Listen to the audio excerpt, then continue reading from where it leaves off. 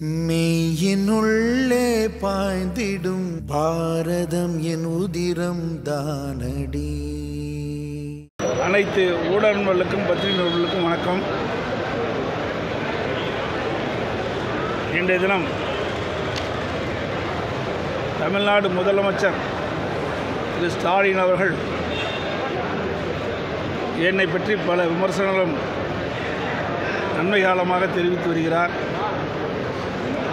இந்த 2-3 நாட்களாக ஊடகத்தின் வாயிலாக பத்திரிகையின் வாயிலாக திரு ஸ்டாலின் அவர்கள் என்னை பற்றி விமர்சனம் செய்வதை பற்றி செய்திகள் வந்துள்ளன. அதில் எதிர்க்கட்சி தலைவர் எடப்பாடி பழனிசாமி என்னை பற்றி விமர்சனம் செய்கிறார் என்று அவருடைய கட்சி நிர்வாகிகளுக்கு எழுதிய மடலில் தெரிவித்திருக்கின்றார். பத்திரிகையிலும் அந்த செய்தி வந்திருக்கின்றது. ஏதோ நான் அவரை கொச்சைப்படுத்தி பேசியதாகவும் எதிர்க்கட்சி தலைவர் என்ற அந்த நிலையிலிருந்து தவறுதலாக பேசுவதாக பத்திரிகையிலே விமர்சனம் செய்திருக்கின்றார். திரு ஸ்டாலின் அவர்கள் எதிர்க்கட்சி தலைவராக இருக்கின்ற பொழுது நான் முதலமைச்சராக இருந்து பணியாற்றிய அந்த காலகட்டத்தில் திரு ஸ்டாலின் இப்படியெல்லாம் பேசினார் என்பது ஊடகத்தின் வாயிலாக பத்திரிகையின் வாயிலாக வெளிவந்திருக்கின்றது. குறிப்பாக என்னை தனிப்பட்ட முறையிலே விமர்சனம் செய்தார். எடப்பாடி பழனிசாமி தமிழகத்தினுடைய முதலமைச்சராக வருவதற்கு ஊர்ந்து சென்றார், பறந்து சென்றார் என்றெல்லாம் விமர்சனம் செய்தார். அண்மையிலே விருதுநகர் மாவட்டத்தில் நடந்த அரசு நிகழ்ச்சியில் பேசுகின்ற பொழுது கரப்பான் பூச்சி போல் குறிப்பிட்டிருக்கின்றார். இப்படி ஒரு முதலமைச்சர் தன்னுடைய பதவியை மறந்து, நிலையை மறந்து ஒரு எதிர்க்கட்சி தலைவரை இப்படி விமர்சனம் செய்கின்றார். ஆனால் என்னை பொறுத்த வரைக்கும், அனைத்து இந்திய அண்ணா திராவிட முன்னேற்ற கழக நிர்வாகிகளை பொறுத்த வரைக்கும் எந்த ஒரு எதிர்க்கட்சியினரும் தவறுதலாக நாங்கள் விமர்சனம் செய்வது கிடையாது. ஆனால் எங்களை பற்றி எதிர்க்கட்சியினர், ஆளுங்கட்சியைச் சேர்ந்தவர்கள் எங்களை தவறுதலாக விமர்சனம் செய்தால் அதற்கு தக்க பதிலை அவ்வப்போது கொடுப்போம்.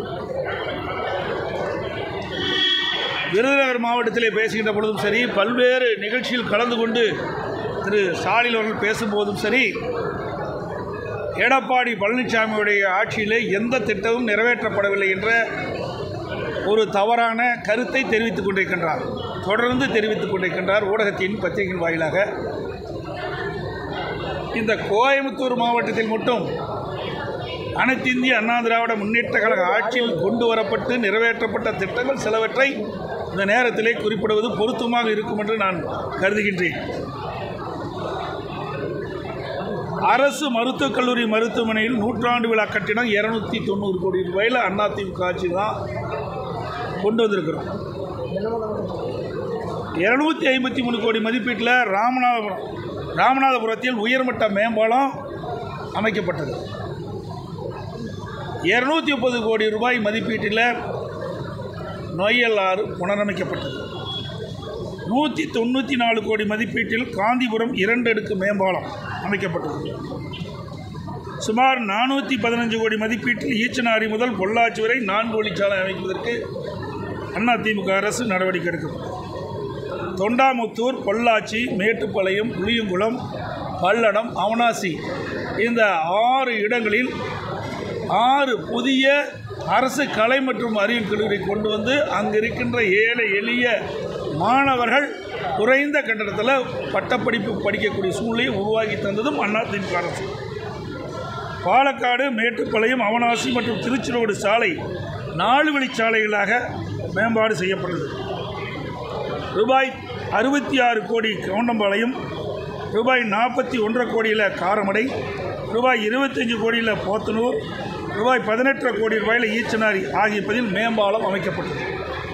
சுமார் 59 கோடி மதிப்பீட்டில் இருகூர் முதல் போத்தனூர் மற்றும் இருகூர் முதல் பீலம் நிலையங்களுக்கு இடையே ரயில்வே கடவு குறுக்கே உயர்மட்ட மேம்பாலம் அமைக்கப்பட்டது.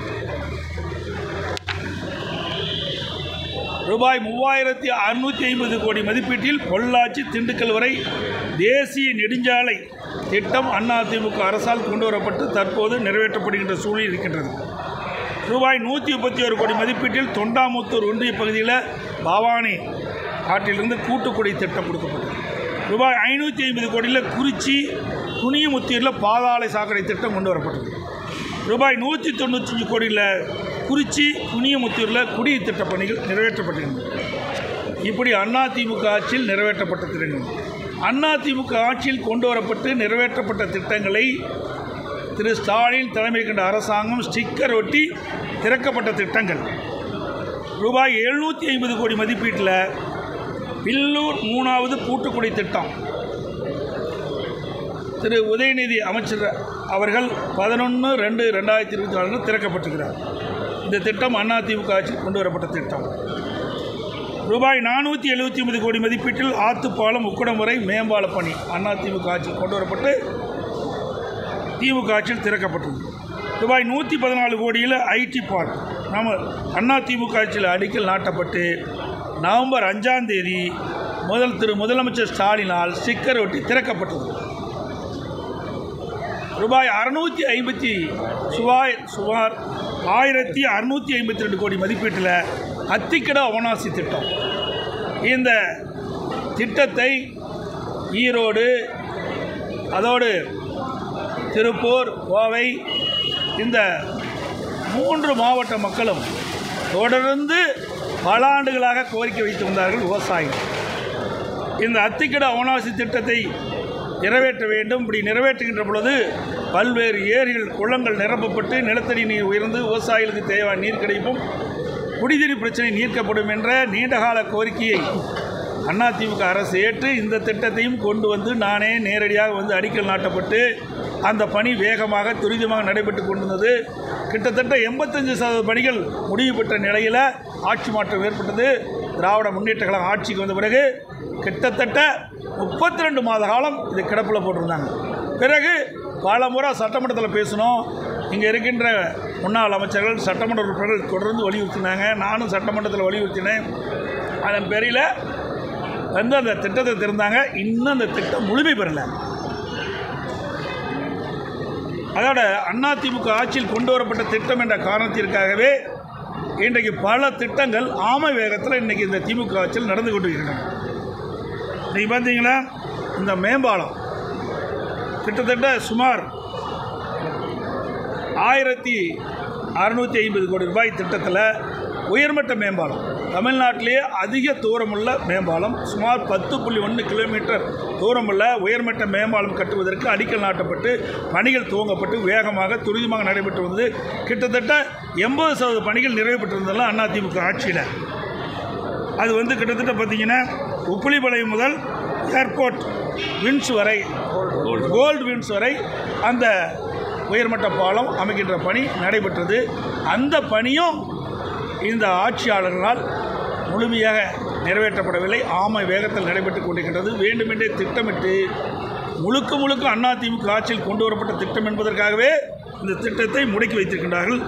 அதோடு இங்கே இருக்கின்ற விவசாயிகள் அத்திக்கட அவனாசி திட்டத்தில் இன்னும் பல இடங்கள் விடுபட்டு போய்விட்டன. அதையும் சேர்த்து புதிய திட்டத்தை அறிவிக்க வேண்டும் என்று வேண்டுகோள் விடுத்த அடிப்படையில் அப்பொழுது அமைச்சராக இருந்த வேலுமணி அவர்களும் இங்கே இருக்கின்ற சட்டமன்ற உறுப்பினர்களும் வேண்டுகோள் வைத்தார்கள். அவர்களுடைய வேண்டுகோளை ஏற்று அதிமுக அரசாங்கம் அத்திக்கட அவனாசி திட்டம் 2 அதை செயல்படுத்துவதற்காக விரிவான திட்ட அறிக்கைகளும் தயாரிக்கப்பட்டு அந்த பணிகள் துவங்குகின்ற நேரத்தில் ஆட்சி மாற்றம் ஏற்பட்டது.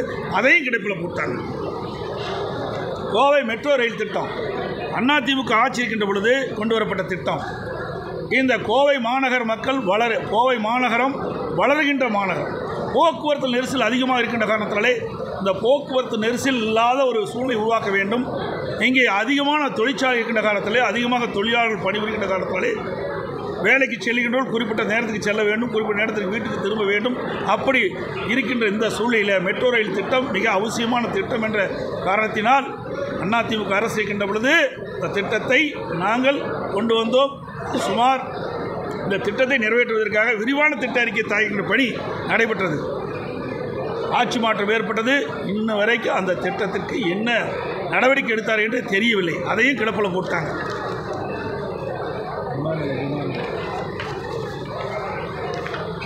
அதோட விமான நிலையம் விரிவாக்கம் அதிமுக ஆட்சி இருக்கின்ற பொழுது 99% நில எடுப்பு பணி முடிவு பெற்றது.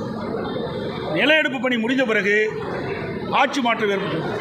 திமுக ஆட்சிக்கு வந்த பிறகு இன்றைக்கு இந்த நில எடுப்பு புதிய கட்டுப்பாடுகள் விதித்து மத்திய அரசுக்கு இந்த நிலத்தை கொடுப்பதற்கு புதிய கட்டுப்பாடுகள் விதித்தாங்க. அதனால் காலதாமதாகி அண்மையில் தான் நிலம் ஒப்படைக்கப்பட்டதாக செய்தி வந்திருக்குது. இதுவும் திராவிட முன்னேற்ற கழக ஆட்சியில் இந்த திட்டத்தை கிடப்பில் போட்டிருக்காங்க. ஸ்மார்ட் சிட்டி திட்டம் இது அதிமுக ஆட்சியில் கொண்டு வரப்பட்ட திட்டம். அதுவும் காலதாமதம் செய்து தான் அந்த பணியை செயல்படுத்தி கொண்டிருக்கிறாங்க. அதோட இன்றைக்கு வெள்ளலூரில் சுமார் 62 ஏக்கர் அளவில் 168 கோடி மதிப்பீட்டில் அந்த பணி நாங்கள் துவக்கணும். இங்கே இருக்கின்ற பேருந்து நிலையம் சிறப்பாக இருக்க வேண்டும் என்பதற்காக போக்குவரத்து நெரிசல் இல்லாமல் மக்கள் பயணம் செய்ய வேண்டும் என்ற அடிப்படையில் கிட்டத்தட்ட 50% பணிகள் நிறைவேற்று விட்டன.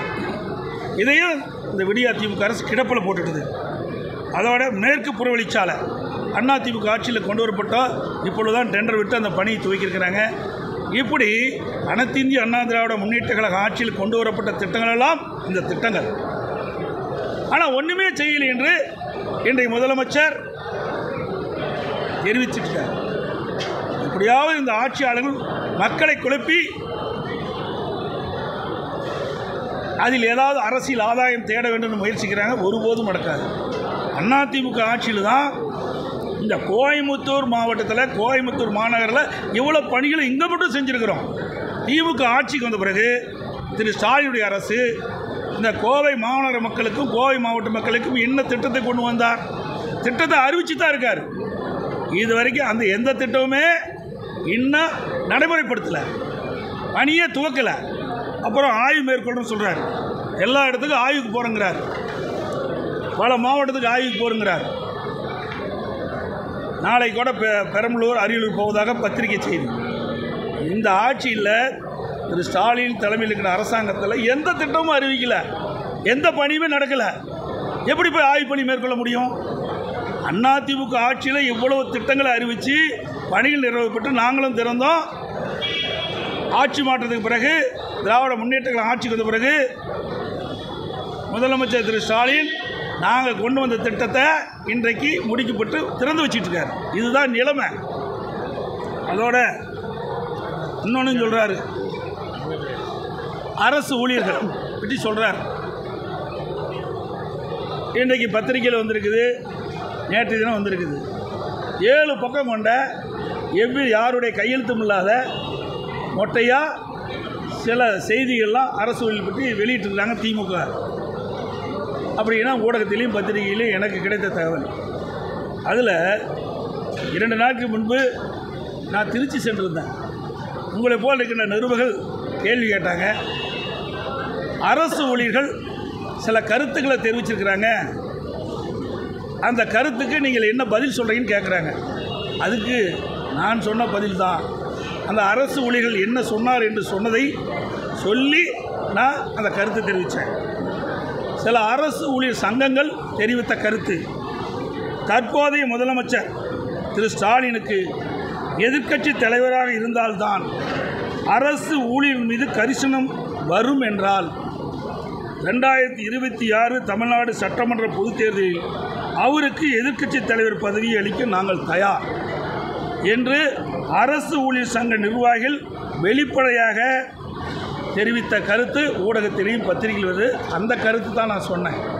அதுவுமே அரசு ஊழியர்கள் இந்த கருத்து தெரிவிப்பதற்கு காரணமே 2021 சட்டமன்ற பொதுத் தேர்தலின் போது திராவிட முன்னேற்ற கழகத்தின் சார்பாக திராவிட முன்னேற்ற கழக தலைவர் அன்றைய தினம் எதிர்க்கட்சி தலைவராக இருந்த திரு ஸ்டாலின் அவர்கள் தேர்தல் அறிக்கையாக வெளியிட்டார். அந்த திராவிட முன்னேற்ற கழக தேர்தல் அறிக்கையில் வாக்குறுதி எண் 309 புதிய ஓய்வு திட்டம் கைவிடப்பட்டு பழைய ஓய்வு திட்டம் மீண்டும் நடைமுறைப்படுத்தப்படும் அரசு ஊழியர்களுக்கு. அறிவிப்பு எண் 311 20,000 இடைநிலை ஆசிரியர்களின் கோரிக்கையை ஏற்று சம வேலை சம ஊதியம் வழங்க நடவடிக்கை எடுக்கப்படும். ஆசிரியர் பணிகாலத்தில் மேற்படிப்பு முடிந்த ஆசிரியர்களுக்கு ஊக்கத்தொகை வழங்கப்படும். திமுக தேர்தல் அறிக்கையில் அறிவிப்பு 312 ஊதிய உயர்வு பணி உயர்வு முரண்பாடுகள் குறித்த கோரிக்கையில் ஆய்வு செய்ய குழு அமைக்கப்பட்டு விரைவில் நிவாரணம் கிடைத்திட ஆவணம் செய்யப்படும். இந்த கோரிக்கையை வலியுறுத்தி தான் அரசு ஊழியர்கள் போராட்டம் நடத்துகிறாங்க. அரசு கோரிக்கை வச்சுட்டு இருக்கிறாங்க. 42 மாதம் கடந்து போச்சு, இன்னும் நிறைவேற்றப்படவில்லை என்ற காரணத்திற்காகத்தான் அவர்கள் அந்த கருத்து சொன்னாங்க. நிருபர்கள் இந்த கருத்தின் அடிப்படையில் எனக்கு கேள்வி கேட்டாங்க. அதுக்கு நான் பதில் சொன்னேன். அதுக்கு என்னென்னமோ முதலமைச்சர் என்னை பற்றி விமர்சனம் செய்கின்றார். நிறைவேற்ற முடியாத வாக்குறுதிகளெல்லாம் அளித்து 2021 சட்டமன்ற பொதுத் தேர்தலின் போது நீங்கள் வெற்றி பெற்றீங்க. வெற்றி பெற்ற பிறகு தேர்தல் நேரத்தில் திராவிட முன்னேற்ற கழகத்தின் சார்பாக கொடுக்கப்பட்ட தேர்தல் வாக்குறுதியை நிறைவேற்றுவது தான் உண்மையான கட்சிக்கு அழகு. ஆனால் எப்படியாவது வெற்றி பெற வேணும் அப்படின்னு ஒரே நோக்கத்தோடு நிறைவேற்ற முடியாத அறிவிப்புகளை அறிவித்துவிட்டு இன்றைக்கு விழிபிதுங்கி நிற்கின்ற அரசாங்கம் திமுக அரசாங்கம். ஆகவே அரசு ஊழியர் கேட்கின்ற கேள்வி, தேர்தல் நேரத்தில் அரசு ஊழியர்களுக்கு கொடுக்கப்பட்ட வாக்குறுதியை நிறைவேற்றுங்கள் என்று. அதைத்தான் அவர்கள் கேட்டாங்க. அதற்கு அவர்கள் சொன்ன கருத்தை தான் நான் பிரதிபலித்தேன். அதோடு இன்றைக்கு இந்த பகுதியில் பார்த்தீங்கன்னா தங்க நகை பூங்கா கொண்டு வரும்னு சொல்லியிருக்கிறாங்க முதலமைச்சர். இதை ஏற்கனவே அதிமுக அரசு இருக்கின்ற பொழுது இது அறிவிப்பு வந்துவிட்டது. அப்பொழுது நிலம் எடுக்கின்ற பிரச்சனை இருந்தது. அந்த பகுதியில் பூலுவாப்பட்டி என்ற பூலுவாப்பட்டி பேரூராட்சியில் அந்த பகுதியில் தங்க நகை பூங்கா அமைப்பதற்கு நாங்கள் நடவடிக்கை மேற்கொள்ள இருந்த பொழுது ஆட்சி மாற்றம் ஏற்பட்டது. திமுக ஆட்சிக்கு வந்த பிறகு நாங்கள் தேர்வு பண்ணுற இடம் தொண்டாமுத்தூர் தொகுதி இருந்தது, அதை மாற்றி கிணத்துக்கடை தொகுதி கொண்டு போகிறாங்க. இதுதான் அவர்கள் செய்த வேலை, வேறு எதுவுமே செய்யலை. அதோட இந்த பகுதியில் இன்றைக்கு வீட்டு வசதி வாரியத்தின் மூலமாக வீட்டு வசதி வாரியம் வந்து சுமார் 3300 ஏக்கர் இந்த கோயம்புத்தூர் நகரம் மற்றும் பகுதியில் இந்த கோயம்புத்தூர் மாவட்டம் கோயம்புத்தூர் மாநகர பகுதியிலிருந்து வீட்டு வசதி வாரியத்திற்காக வீட்டு கட்டுவதற்காக 3300 ஏக்கர் நிலத்தை கையகப்படுத்தினாங்க. இப்போ முதலமைச்சர் வந்து சில பேருக்கு அந்த நிலத்தை விடுவித்த சொன்னாங்க. விடுவிக்கலை. அவர்களெல்லாம் அந்த நிலத்தை வந்து தன்னுடைய சொந்த நிலத்தை வீட்டு வசதி வாரியம் எடுத்துக்கொண்டு விட்டது என்று நீதிமன்றத்துக்கு சென்று நீதிமன்றத்துடைய ஆணை பெற்று வந்தவர்களுக்கு தான் திமுக அரசாங்கம் அந்த நிலத்தை கொடுத்துருக்குது. மற்றவர்களெலாம் கொடுக்கல. அதில் சுமார் 410 ஏக்கர் தான் இன்றைக்கு நீதிமன்ற தீர்ப்பின்படி அந்த நில உரிமையாளருக்கு ஒப்படைக்கப்பட்டிருக்குது. எஞ்சியவர்களெலாம் ஒப்படைக்கப்படவில்லை.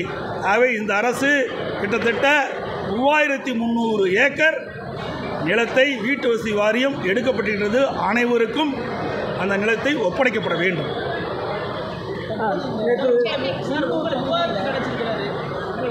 அதிமுக அரசு கொண்டு திட்டங்களையும் சரி திமுக அரசு திட்டங்கள் எல்லாம் என்னென்ன கொண்டு சொல்லி விவாதத்துக்கு எடப்பாடி பழனிசாமி யார் நான் அழைப்பு விட்டது? யாருக்கு அழைப்பு விட்டேன்? யாருக்கு அழைப்பு விட்டோம்? அப்படின்னா முதலமைச்சர் தான், அந்த நாட்டுடைய முதலமைச்சர் தான் பதில் சொல்ல வேணும். இவர் பதில் சொல்கிறதுக்குலாம் எங்காலும் நிறையா இருக்கிறாங்க. இங்கே இருக்கிறாங்க முன்னாள் அமைச்சர்லாம் நிறைய பேர் இருக்கிறாங்க. இவருக்கு என்ன தெரிய போகுது? அப்பாவோட மோசமாக இருக்கிற இவர் ஏதோ சவாலுக்காக பேசுகிற ஒழிய வாய்ச்சொல் வீரராக இருந்து பிரயோஜனம் இல்லை. அனைத்து இந்திய அண்ணா திராவிட முன்னேற்ற கழக ஆட்சியில் நிறைவேற்றப்பட்ட திட்டங்கள் இந்த ஒரு மாவட்டத்தில் மட்டும் நான் சொல்லியிருக்கிறேன். தமிழ்நாடு முழுவதும் ஏராளமான திட்டங்களை நாங்கள் நிறைவேற்றிக்கிறோம்.